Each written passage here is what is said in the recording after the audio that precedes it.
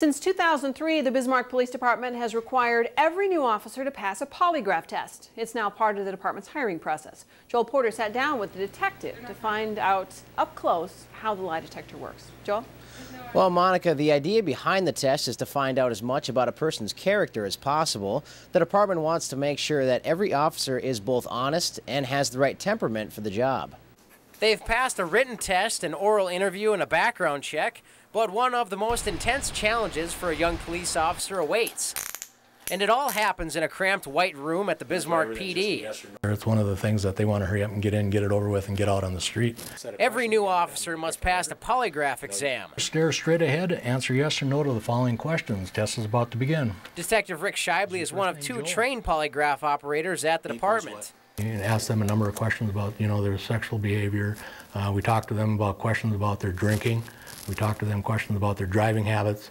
Is your last name Porter? Yes. Shibley says the test, which can easily take as long as 4 hours, is one of the most invasive and thorough experiences any recruit will have to endure.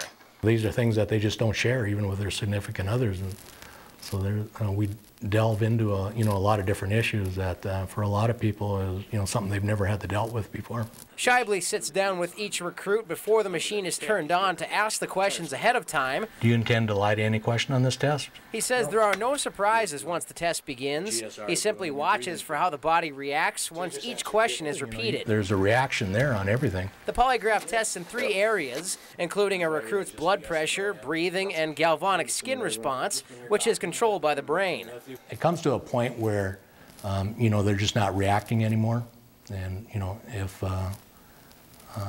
it gets to be a quite lengthy process, and it's quite draining on them. Shibley says the idea behind the polygraph is to find out as much about a new officer's character as possible.